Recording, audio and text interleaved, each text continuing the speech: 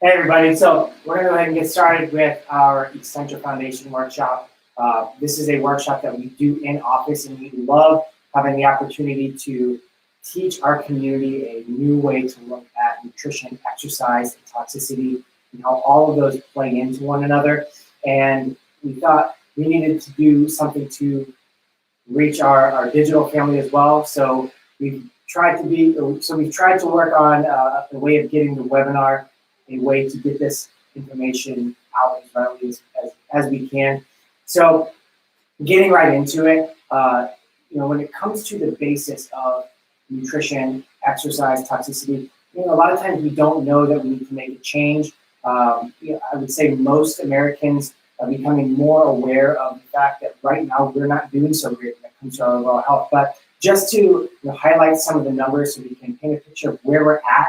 So when we talk about the importance of making changes, we have a better understanding as to why. When we look at some of the numbers right now, 25% of children 5 and up have plaque forming in their arteries. When you scale that out to teenagers, 15 and 19-year-olds, those same kids, up to 60% of 15 and 19-year-olds have plaque forming in all major coronary arteries. And that's a huge, huge deal. That's something that we didn't see up until the 40s, 50s, 60s into adulthood and in previous generations. We're seeing it earlier and earlier now. I was actually, as we were preparing for a previous heart webinar, heart workshop, we were looking at the numbers. They're actually working on prescriptive guidelines for 7 and 8-year-olds to develop or to prescribe statin medications to the idea of lowering the risk of heart disease. And that's a conversation for a different time. But right now, when we look at it, 60% of 15 and 19-year-olds have plaque forming in their arteries. When we look at autism rates, currently that's something that's continuing to get worse. We're looking at the rates right now for boys.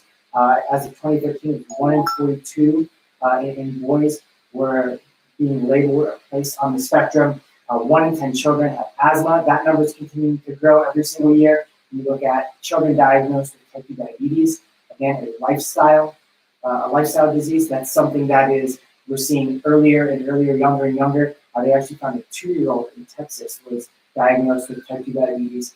And obesity. When we look at just the raw numbers of where we're at in our children right now, childhood obesity has more than doubled. Adolescent obesity has more than tripled over the past 30 years. So over the last 30 to 40 years, we've been pulling out and changing, and we've been going fat-free, and we've seen that as a culture we're getting heavier, and it's happening now younger and younger. We're getting heavier earlier and earlier in life. So, a lot of times we look at, it's easy to chalk this up to a lack of information. We just don't know. We didn't have this information, or we didn't know about this, or whatever the case may be. But in reality, when it comes down to it, we're getting bombarded with information. We have now more information than we've ever had. If we have a smartphone in our hand, that's more computing power in our hand that we carry around in our back pocket than what was used to get the astronauts to the moon coming up on 60 years ago. So we have more and more information. Technology has made the world very, very small. Problem with that is because we have so much access to information, we can use that to kind of curtail to what we want, to justify or give us vindication in the things that we're doing. And it also can be overwhelming, sometimes bombarding, and very, very, very, very confusing to the information that's out there. So the real purpose of this webinar is to give you clear-cut information, lay it all out there. We'll go through the pros and cons of what we're doing, the myths that we're kind of told culturally, the truths behind them, and really try to hopefully answer a lot of questions as we go along. So the first myth that we get into is something that we've been teaching culturally now for easily the last 5 to 10 years, and that's nutrition or exercise or this detox program or fill in the blank will heal us. And in reality, nothing is going to heal you from the outside. No pill, no prescription, no supplement, no perfect food plan. All of those things are allowing your body to do what it was created to do, allow your body to heal and function as it was designed. So when we talk about it, the healing is always going to come from above down. It's kind of go out to every cell, tissue, and organ in the body from the information that it's getting from our brain. And the number one way that it gets that information, the only way that it gets that information, is to go down the brain, or from the brain down the spinal cord, out to every cell, tissue, organ in our body. So for us to digest the food that we're taking in, assimilate the nutrients, and get the most out of the supplements that we're taking, for our body to detox the way that it needs to, or to recover, or have the best results from exercise, the only way that we can do that is to make sure that our nervous system is 100% clear. And the way that we do that in our office, what we specialize in, is the chiropractic aspect. Now, chiropractic falls into nutrition, exercise, detoxing, managing stress, any of those health-related areas. Is that it's like, I like to describe it as a gasoline on the fire. It makes all of those other areas work better. So the chiropractic component isn't healing you, it's removing an interference in the nervous system. Just like the nutrition that we're eating isn't healing us, it's allowing our body to do what it was created to do by addressing a deficiency or removing a toxicity. And that's all health boils down to. We're either working with deficiencies and we're correcting them, or we're working with toxicities and we're removing them. So it always comes down to removing an interference, eliminating a toxicity, or addressing a specific deficiency by correcting something and allowing our body to do what it's created. So those signs that we're having issues with healing, that we're setting ourselves up for a larger problem down the road, the high blood pressure, the heart disease, high cholesterol, headaches, dizziness, low or high blood sugar, just hormone imbalances, all of those warning signs are a bigger sign that there's something going on within the system that's not allowing your body to get the full signal from the brain down the spinal cord out to those specific organs that are being affected. So if you know anybody that's been dealing with this, or that's been dealing with these symptoms, whether it's neck pain or back pain, or issues with digestion or irregularity, or having high blood pressure, whatever the health crisis may be, those are warning signs that the body's not functioning at its full capacity. And the only way to address that is by specifically evaluating the nervous system to see that there's no interference from the brain down the spinal cord out to those cells. The other myth then that we're told culturally that sets us up for a lot of times misinformation and a lot of discouragement is the idea that whatever our family history dictates or has, from whether it's heart disease or dementia or whatever the case may be, whatever our family has dealt with, that we ourselves are going to deal with it. We've had patients come in the office that have been prescribed blood pressure medications and high cholesterol medications or statins, and they've had no indication of heart disease, high cholesterol. The doctor actually prescribed it because of a family history. Think how defeating that is. There's nothing going on in the person, but because they had a family history of these health issues, the doctor prescribed it as a preventative measure. And that's how we look at preventative healthcare a lot of times culturally, is we're going to write the prescription preventatively because we have a family history. But what they're finding with the study of epigenetics is that within as little as 90 days or 3 months, we have the power to turn on genes that were expressing disease processes, or we have the ability to turn off genes that are expressing an adaptation or a disease process by making healthy lifestyle changes. And that's things like exercise, nutrition, minimizing our exposure to environmental toxins, managing stress, and most importantly, making sure that our body, brain and body, the communication to brain and body is at its full force. So as little as 90 days, 3 months of healthy lifestyle, we have the ability to prevent and stop disease processes and actually reverse them. The most amazing part of that is that we also have the ability to stop handing down that genetic expression to our offspring. So if we make these changes and we're expecting, or we're maybe planning on growing the family, if our genes are expressing full health, then we're going to be handing those genes down rather than the family history of the other health issues that was going on. And I think that's the most amazing thing, that within as little as 90 days of healthy lifestyle choices, we have the power to change our family tree. And that's incredibly powerful. It's incredibly motivating and inspiring. And it's a lot better than the idea of, well, it doesn't matter what I do because my family had it, I'm going to have it. And when we look at something like diabetes, type 2 diabetes specifically, we found that 95% of cases are treatable and preventable with healthy lifestyle. So this is something that we've seen nearly 4 million people die worldwide in 2011. World Health Organization is projecting that by 2030, we're going to see nearly 8 million people die from this. And it's actually gotten to the point that insulin prices are so out of control because of scarcity. They're projecting that we're going to run out of insulin in that same time frame. So imagine somebody that is dependent on insulin. They have a type 1 diabetes or a childhood type 1 diabetes, and it's something that they have no control over, that's dependent on that. And then we have the majority of the population that is type 2 diabetic that's using that as well. And we're depleting this resource for people that we can actually prevent and treat by making healthy lifestyle choices.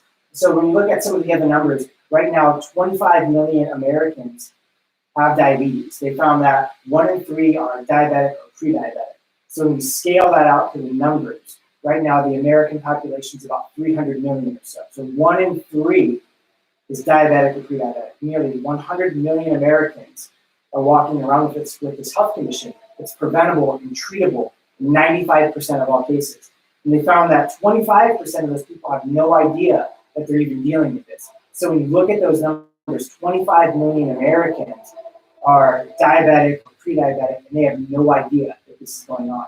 And that to me is the most scary thing, because a lot of these people with the blood sugar issues are driving around, they're living life, and they have no idea that this is a bigger health issue that's going on.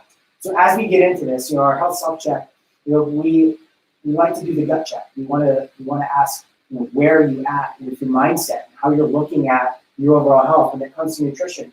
Have you ever put thought into the food that you're planning or shopping for, the meals that you're planning throughout the week? Or is it something that you kind of go day by day, or in some cases even meal by meal? It's one thing to want to save money and save time, maybe not give up a day to prep or plan or shop, but if we want to be eating the healthiest options, then we're going to pay for it in the long run. So if we're trying to do this on a budget, we have to carve out the time in the week to plan and prep and get things ready so that we can make our nutrition as easy and streamlined as possible. When it comes to eating healthy, have you ever said it's too expensive? But we don't question going to Starbucks or swinging in the drive-thru to pick up something real quick when they found that that's $5-6 per person that goes to the drive-thru. Especially when we're going to getting to Starbucks, and we get that every single day.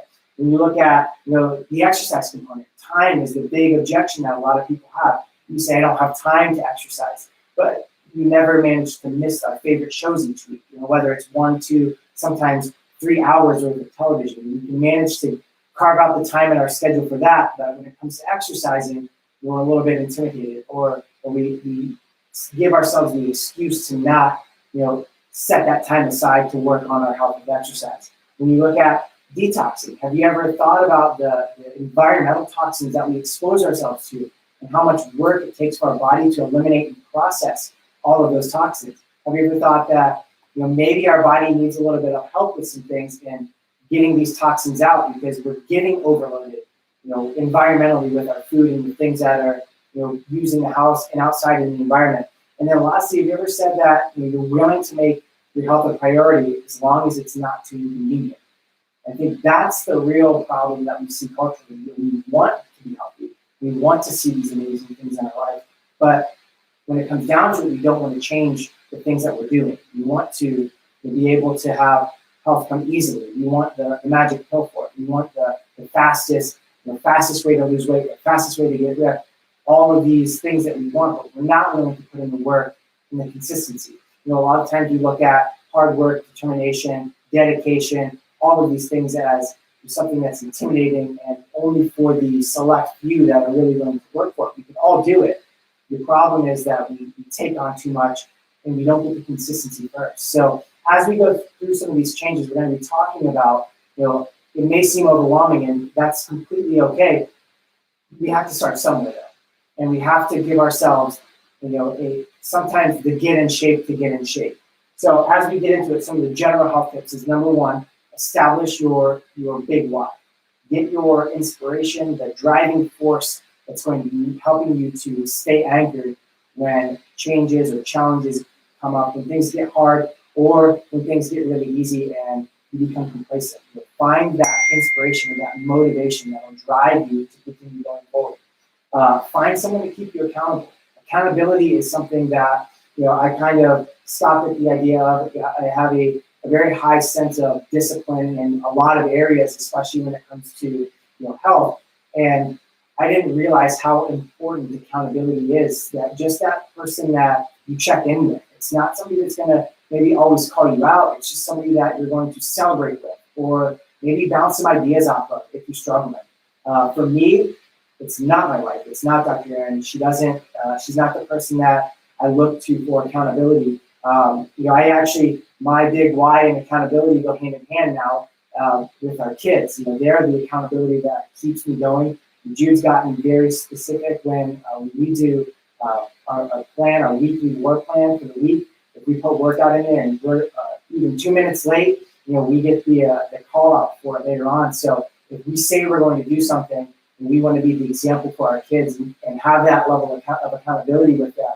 So for that, the accountability for Erin and myself are our kids, and they're also part of that big why that drives us to continue to push in regards to our health. The next tip is focusing on just getting 1% better. We're not talking about a complete overhaul, changing everything all at once. Sometimes we need to, again, get in shape, which is part of the next tip. And a lot of times that comes to just focusing on 1% improvement at a time, not making huge changes, just making small tweaks as we go. So if we have some not so great things that we bought at the grocery store, maybe we don't throw them out, but when it comes time to replace them, we get the next best option. We get the best thing that we can when it comes to the replacement. When it comes to exercise, maybe we're not planning on running a marathon, but we're going to start with getting, maybe a mile or a mile and a half of walking in per day. So just getting with 1% improvements over time are huge. The problem with it is that we get comfortable with that 1% initially, and then we're not willing to push for it. So it's always getting 1% better, not just improving 1% where you are and staying there, because that's only getting 1% better. We're talking about the exponential growth of consistently improving where you're at and what you're doing. And then lastly, the biggest tip that I anchor onto daily is the simple question, are you building health or are you building disease? And that sounds extreme, but that's what's absolutely necessary right now in our culture, is that simple question, because it's easy to say, I don't really want to do that today. I don't have time. I don't have the money, or I'm too stressed out, so I'm just going to order some pizza or something random. That's the easy thing. But when you ask yourself the question, am I building health or am I building disease? And you look at it is that black or white. Every choice we make is building health or it's building disease. It's a lot easier to make the choice that maybe we don't want to make, but we know we need to make. So ask yourself those questions when it comes to the hard choices. Is this getting me better or is this making me worse? And that applies to everything. It applies to your relationship. It applies to your financial goals. It absolutely applies to your health. So use that question as a driver to make sure that you're consistently getting that 1% improvement. So the first myth that we'll get into nutritionally is this idea that fat makes us fat. And we've been doing this now for the last almost 40, 50 years. We've been looking at fat as the reason that we see increased heart disease, the reason that we're heavy culture, the reason that we're not seeing the health that we should be seeing, and the reason that we're not seeing that magic number that makes us so happy when we step on the scale. It's because we're getting fat. But when you look at it, we've been for the last 40, 50 years eliminating fat with the idea of it's the reason that we're increasing our weight. When in reality, fat is absolutely an essential component. It should be the foundation of our nutrition.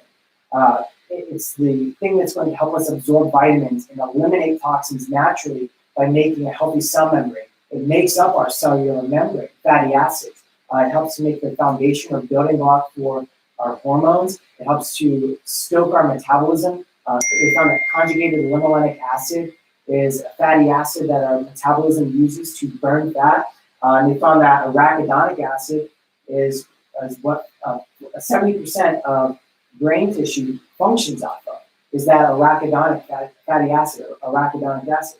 So when you look at all of these things, we've been eliminating fat for decades, and we've seen hormone issues increase. Though it makes up the building block of our hormones. We've been taking out this essential element. We've seen our weight gain, and it's a key component for our metabolism. We've seen neurodegenerative issues increase exponentially across the generations. And we look at brain function, it works off these fatty acids, and we've been taking it out of our nutrition.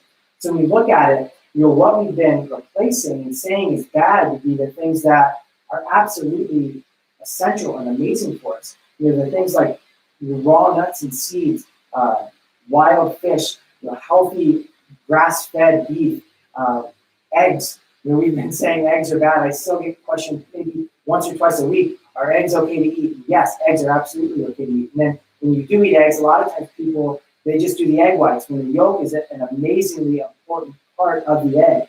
But then when we go fat-free, we replace them with things like vegetable oil or canola oil, or the hydrogenated or partially hydrogenated oil, margarine to replace butter. All of these things that are synthetic industrial oils are what's being used to replace these natural, minimally processed oils like extra virgin olive oil, avocado, and coconut products. All of those things are amazing, healthy fats that our body needs, but we've been taking out because we've been told that that's the reason that we're unhealthy. So when you look at it, some of the replacements, the extra virgin olive oil, raw nuts and seeds, real butter instead of margarine, coconut, avocado, coconut oil, avocado oil, all of these can be used for cooking in replacement of canola oil, or vegetable oil, or soybean oil. They actually found the study that said coconut oil was bad for you was actually funded by the canola industry.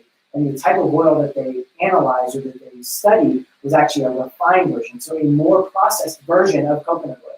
So when we talk about the importance of minimally processed ingredients and minimally processed foods, that goes with our fats as well. So if we're consuming coconut oil, it has to be extra virgin, unrefined coconut oil, not the refined version. That's the oil that causes a ton of health issues. So if we're consuming animal products, that's the number one change first. And that's how we have the biggest impact with the types of fats we're doing. So if we're consuming beef, it's 100% grass-fed, grass-finished beef. That's the minimum standard for beef. If we can't afford that, then we save up for it. We don't consume it quite as much, or we eat something different, like chicken, and that would be free-range or pasture-raised. The term cage-free doesn't really mean as much anymore. It's just a buzzword that marks up the cost. So what we want to look for is free-range or pasture-raised chicken or eggs. With fish, we want wild-caught instead of farm-raised. Even the open-water farm-raised, they found, is drastically different than its wild-caught counterpart. So absolutely, hands down, with fish, you're better off getting a frozen wild-caught version as opposed to a fresh farm-raised version. And then lastly, when it comes to dairy products, again, same standards. We want grass-fed. If we can get unpasteurized or raw dairy, that's going to be the best version that we would consume. But if we can't get that, the minimum that we would want to look for would be organic grass-fed. That would at least keep the ratios of fats in the right and appropriate balance. When we look at then what's our replacement when it comes to when we take fat out, what do we replace that with? A lot of times the term fat-free could easily be interchangeable with sugar-filled, because the idea of eliminating something that drives a ton of flavor, the fat, we have to then generally replace it with something that's going to be sweet or salty, or other stabilizers to do what the fat would do. So a lot of times, things that are fat-free generally have higher amounts of sodium, or they have higher amounts of sugar. And what I'm talking about with sugar isn't what the nutrition facts would say as sugar on the label. Because if you look at something like goldfish crackers, it's my number one example that we would use. Goldfish crackers have they have no added sugar, or less than 1 gram of sugar that you can see on the nutrition facts. But when it comes down to it, the amount of carbohydrates minus the fiber, so your total carbs minus the dietary fiber, is actually going to break down into sugar and cause the same sort of response in the body that sugar would cause. So when we talk about sugar filled, we're not talking about actual added sugar. We're talking about what your body processes from the carbohydrates into sugar. So that would be the net carbohydrates. So a number one takeaway when it comes to looking at how much sugar we're taking in a daily or weekly or yearly basis, you want to look at net carbs as opposed to the added sugar. And again, to determine the net carbs in something, we'll take total carbohydrates minus the dietary fiber, and that's what's going to give us the net carbohydrates. So when you look at what that's done, where we've gotten to, they found that on average, the average American consumes 165 pounds of sugar on average. That's regular sugar, carbohydrate, net carbohydrates, and added sugar. And they found that we consume about 70 pounds of that as high fructose corn syrup. About 235 pounds of processed, ultra-processed sugar or sugar, added sugars, and net carbohydrates. That's a ton. It's more than double the average human body weight is consuming in added sugars and refined sugars between high fructose corn syrup and processed sugar. And then the replacement, because we know that now we're coming around to CNN, and there's been a lot of studies looking at just how bad and damaging sugar is. The culture, our culture, Americans, are coming around to the sugar-free, the low-carb, and our replacement is then the artificial sweetener.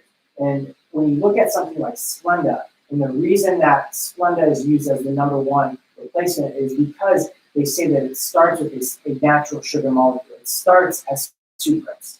But what they don't tell you, and what you need to look into, is the fact that what they're doing in the process of refining or making Splenda is essentially they're binding chlorine to it. They're binding a chloride molecule to the sucrose molecule. And they're making that sucrose, that natural sugar molecule, into something that's 600 times sweeter than sugar.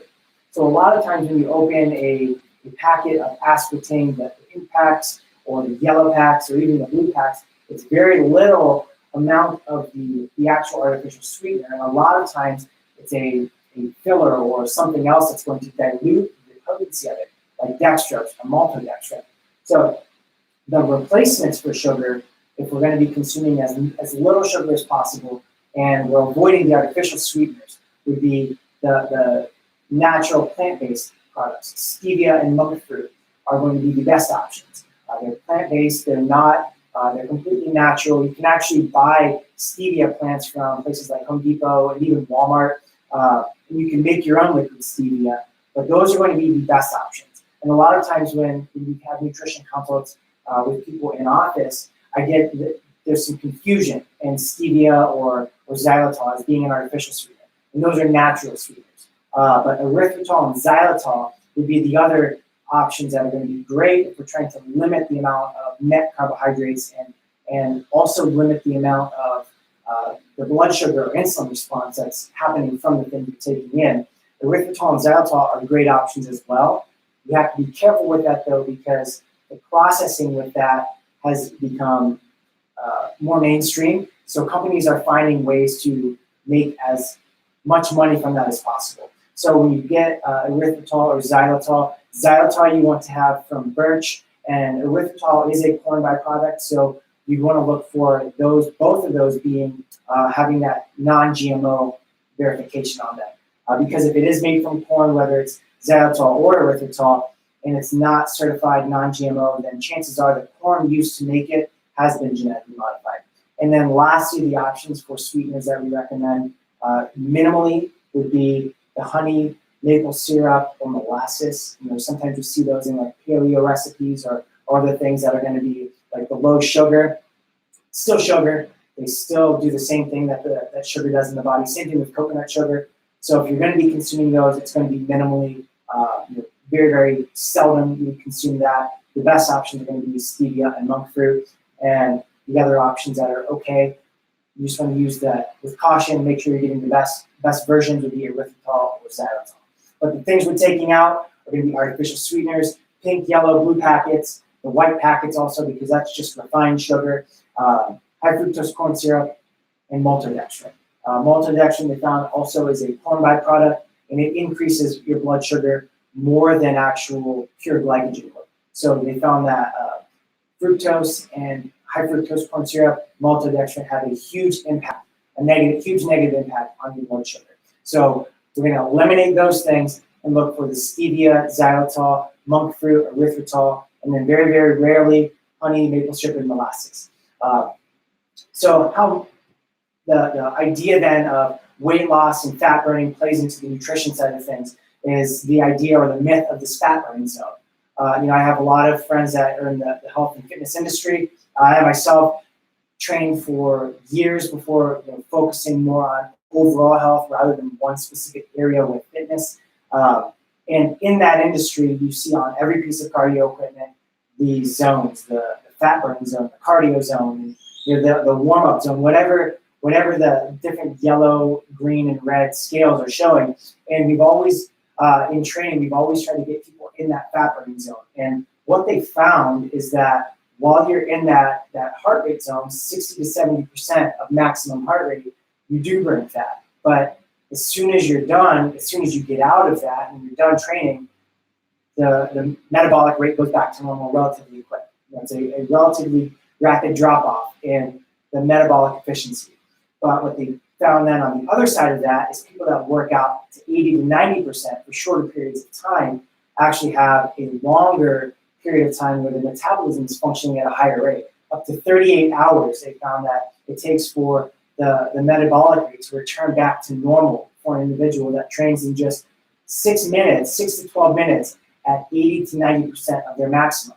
So what you would look for in the most efficient way to get with exercise is not going to work out 5-6 days a week for an hour at a time at 60 to 70%. It's actually for just as little as 3 days. Ideally, we get 3 to 5 days of exercise for just 15 minutes at 80 to 90% of maximum heart rate.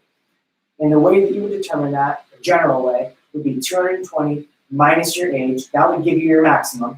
And then you would determine 80 to 90% to set the window that you would want to shoot for with exercise or with cardio. The amazing part about this is that you can absolutely get there with using weights. You can get there with running. You can get there on the elliptical. You can get there swimming. Any kind of movement can get our heart rate elevated to that 80 to 90%. So if you're listening to this and it's been years or maybe even decades since you've exercised, you don't have to go start with a sprint down the driveway. You can start with running in place. You could start with just walking in place, bringing your knees up as high as you can. It could even just be as simple as sitting to standing as quickly as possible. So regardless of where you're at, you have the ability to get to that 80 to 90% window. And you may not be able to go for more than 3 to 6 minutes, and that's okay too. Again, it's getting 1% better. The thing is, if we're not getting there, if we're not getting into that 80 to 90% window with our heart rate, we need to go longer periods of time to satisfy the requirement that we have as humans for exercise. And what I'm talking about is there was a study done in the Journal of Applied Physiology, and we found that exercise is an essential component of our life. It's why it's one of our essentials. It's why exercise is so near and dear to my heart. Is because one, it helps you keep your heart strong and healthy, but also we're created for movement. As humans, we're supposed to move. It's the reason that we have pedometers making sure that we get 10,000 steps. It's the reason that heart rate monitors can easily track with the algorithm the 80 to 90% window, and it's becoming more and more popular because we have a requirement for it. And culturally, we've gotten to a point where we're not meeting that requirement. We're not getting enough movement. It's the reason that you see the health initiatives start with the 10,000 step challenges. But back in generations past, the 10,000 steps was just something that people did as a part of life. It's what our early ancestors did every single day. They consistently moved. On top of that, they were running from things. They were chasing down people. They were running for their lives from predators. They were working their butts off, building things and using their hands with physical labor. So aside from them getting the steps, they're also then physically tiring their bodies out. with movement, and our bodies are no different. Whether we're fast forwarding 30, 40, 50 years, we still have those same requirements. We're just not doing it. That's why exercise is so important. And what they found is that being in a period of physical inactivity for a long enough period of time actually creates metabolic dysfunction. So in metabolic dysfunction is easily described or easily explained as we have an inability to break down fats that is being stored in our body. So how many people do you know, or maybe you yourself are watching this and you've tried exercising, you've tried making changes with nutrition, and you're not seeing anything change from a body composition standpoint? Nothing changes on the scale. You feel like you're just kind of stuck in neutral. Nothing's happening. A lot of times that metabolic dysfunction takes a period of time of consistency. Again, going back, it's more important to have consistency than amazing 100% perfection. You need that consistency of getting the movement every single day to satisfy the requirement to offset the metabolic dysfunction. But if we go too long in metabolic dysfunction, we found that we create a metabolic disorder. And those metabolic disorders are things like hardening of our arteries, heart disease, cancers, autoimmune issues, depression. All of these things happen when our metabolism is at a point of dysfunction so long that it creates a disorder.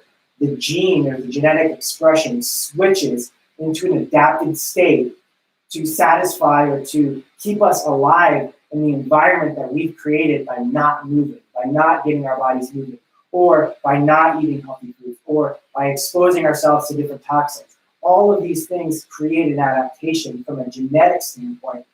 And with exercise, we absolutely do it when we aren't physically active enough. So when we talk about the 10,000 steps, if you're doing that, great. Just know that that's not enough to fully satisfy it. We need to also get our heart rate elevated to 80 to 90% for 6 to 12 minutes, at least 3 times a week. You don't have a heart rate monitor. You don't want to count your pulse.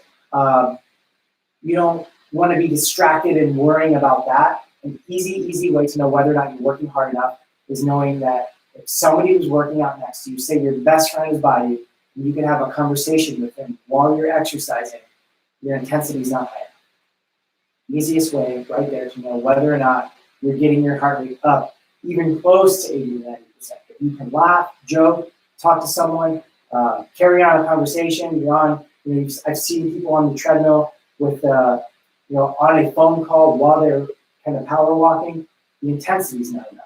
You need to bring it up. You shouldn't be able to talk to somebody or laugh or, be perfectly able to have a conversation on the phone and still expect to only work out 6 to 12 minutes, 3 days per week. If you want that type of intensity, then we need to keep the length of time up to get our heart rate up, because sometimes that's the other way around. When you look at our approach with exercise and health in general, we have fit classes that we do every single week. We do Monday, Wednesday, Fridays, we do a fit class, which is a functional interval training class.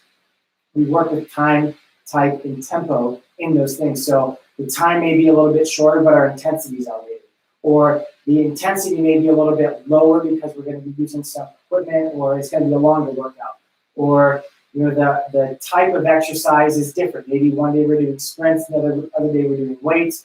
All of those things are interchangeable to create a functional approach to fitness and satisfy the requirements. So if you're intimidated and you're in Jacksonville and you're able to come to a Monday, Wednesday, Friday workout, we do 7:30 a.m. at the office. You can message us directly or in the comment section, ask us where we're at, search us, and come to one of those classes, try it out, and see what the intensity that we're talking about. But when we look at the importance of why you're exercising at a high intensity, that functional interval type exercise, or the high intensity interval training, or whatever you want to call it, surge training or burst training, why that's so effective and so important is that it's huge for balancing hormones. It helps to increase fat burning, helps to build muscle, helps to regulate blood sugar, increases our lung capacity, and then improves our overall heart health. When you look at the hormone component of it, we're not just talking about, it helps to balance testosterone and estrogen. It helps to stabilize and increase growth hormone. It helps to bring down cortisol. It helps to, make our body use blood sugar or insulin more efficiently. So all of those hormones have a direct effect in consistent exercise. And again, it's always coming down to consistency. When you look at then the nutrition, exercise, and then toxicity component of weight, where we're getting ourselves culturally, why sometimes we're exercising right, we're eating right, and we're not seeing the progress we want. It's because we're exposed to so many other toxins, and the body has a hard time breaking down fat and releasing those toxins into the system. So we also have to be aware of the things that we're exposing ourselves to nutritionally and environmentally. So when we look at then where we're at right now as a culture, the average American consumes 140 to 150 pounds of additives, preservatives, artificial ingredients, every single person, every single year. And that's an insane amount of things that are non-food. Number one example is a Lunchable. Just Google the ingredients for Lunchables. We'll actually share this picture on our Facebook page, a snapshot of the ingredients from the American ham and cheese Lunchable. So if you want to see that, go to facebook.com/boldcity. We'll put that picture, we'll pin it up on the top of our page for a while. And just look at the ingredients in there and look at how many artificial colors, how many artificial sweeteners, the synthetic ingredients, the different types of sugar, the synthetic vitamins, everything that they use to fortify, everything they're using to preserve freshness. We actually, for the last 6 years, have had a Lunchable in our back office that hasn't been messed with. It's kind of like our everlasting Lunchable, like the everlasting gobstopper. It's unaging. At first, when we had it, like after the first month that it was past the expiration date, it kind of puffed up and then it kind of flattened out. And now it's like this mummified version of a Lunchable, and it looks exactly like it did the day we bought it. And a lot of that has to do with the things that they're, filling this stuff up with to preserve freshness. So an American ham and cheese sandwich is crackers, ham, cheese, and I think a chocolate chip cookie. Shouldn't be 15, 20 lines of ingredients. It should be very, very minimal. But where we've gotten to right now is we have a lot of added ingredients, and we don't really even pay attention to that. So we do every single month in office, we do a Shop Like the Doc, where we take a group of people through Publix, we show you how to look at labels, we teach you what we buy, we tell you why we buy it, what to look for, what to avoid, and we answer your questions so that we can make this type of nutrition more practical. We're giving you the why it's important to change right now. The how you make the changes is in the Shop Like the Doc. So if you're interested in doing that, again, message us on Facebook, facebook.com/boldcity. You can get your information on signing up for those events. We do limit that to our current patients first, and then after that, we open it up to the public. So if you're interested, if you're not a patient, just know that there may be a wait list this go around, but we'll absolutely work with you on trying to get to one of those. So message us on Facebook. It's facebook.com/boldcity. We'll get you the next dates that we have for that, so you can plan for it and get to one of those Shop Like the Docs. So we look at toxicity and nutrition. We'll look at real quick exercise and nutrition, and we'll give you some action steps to close with. Why exercise and toxicity, I think I said that weird. Why exercise and toxicity are so important, and they go hand in hand, is because sweating, getting those toxins breaking, or once they're released with exercise from our fat, we need a way of getting that out. And sweat is that highway out of our system and getting those toxins from our body that's being held in the fat out of our system so that we can wash that off in the shower. So know that if we're not exercising with sweat, we're not getting the most from a detox standpoint. Our body doesn't need a ton of help with eliminating toxins. It does need some. Our liver and kidney they do great, amazing work in getting toxins that we're exposed to out, but we're bombarded with it. So the solution is then to encapsulate those toxins in the fat cells, into intercellular membrane, holding those toxins. And then when we break that fat down, the toxins are then released again. So it needs help getting out. And sweat is the way to do that. They actually found that with exercising, when you sweat, you release BPA, uric acid, and those other heavy metals that are released in the sweat while we're exercising. So we work out to the point we sweat so we can release those toxins in the system and get them out of our body. So not sweating is a bad thing. But good news, if we're working out at 80 to 90%, or we're working out to where we can't have a conversation with a neighbor, sweating is going to happen, whether it's during the exercise or immediately after. And that's the amazing part about short duration or the functional interval training exercises, is that you may not exercise during your workout because it's a short burst of high intensity, but afterwards you're sweating like crazy. And that's an amazing thing that shows that the metabolism has increased to the point where our body's heating up and we're breaking down fat, eliminating toxins from our system. So 5 action steps that you can take immediately right away. We're going to focus on making sure that the fats we're consuming are perfect fats, that they're minimally processed. We're consuming animal proteins, that we're getting the very best option. That's 100% grass-fed, grass-finished beef. It's free-range or pasture-raised eggs. It's wild-caught fish. It's naturally sourced dairy. If you can't consume the perfect versions of those, we're going to go to action step number 2, which is eat more vegetables. We're going to eliminate refined grains and sugar, and we're going to replace those with vegetables. Not fruit, vegetables. And more importantly, the dark leafy greens, the high fiber vegetables are going to be the really important things to add more of. So if we can't get perfect proteins, we can't get perfect animal products, we're going to eat more vegetables. If we are eating a lot of refined grains and sugar, we're going to eliminate those, replace them with more vegetables. We're going to remove those bad fats, the processed fats, hydrogenated oils, margarine. We're going to replace them with natural fats. The coconut oil, extra virgin unrefined coconut oil, avocado oil, extra virgin olive oil, real butter. Those are going to be the things that we're consuming more of, and we're going to consume less of the canola, soybean oil, peanut oil, vegetable oil, all the processed industrial oils. And then we'll pick 3 days during the week that we're going to get our heart rate up as high as we can, 80 to 90%. So you can't have a conversation with a neighbor 3 days a week for a minimum of 6 to 12 minutes. So it's the goal, 3 days. If you can get more, 5, 6, even maybe 7 days some week, awesome. But our minimum is 3. We're going to shoot for 3. Pick 3 days. It doesn't matter if they're back to back to back. Doesn't matter if you give yourself a rest in between. Whatever works for you and your schedule. 3 days, 80 to 90%. At the very least, if we're working out with a neighbor, we can't have a conversation with them. And then lastly, we're avoiding the processed foods that are going to be full of artificial ingredients. If you can't pronounce the thing on the ingredients list, you don't know what it is, don't eat it. So a real easy way of remembering that, the longer the shelf life something has, the shorter you're at.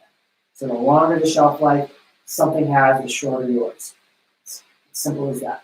So we're eating more real foods, we're eliminating processed foods. And again, it's going to come back to that big overarching umbrella tip, eating more vegetables. So if we're eliminating processed foods, we're eliminating refined grains and sugar, we're eliminating damaged processed animal products, we're going to be consuming more vegetables first, perfect animal products, and then we'll add the fruit and other things in, but we're going to make sure that the food that we're consuming is minimally processed. If you guys want to connect with us more, you can find us on Facebook. It's facebook.com/BoldCity. You can get us on Instagram. It's @BoldCity. You can also check us out on boldcityhealth.com. That's an easy way to see what upcoming events we have.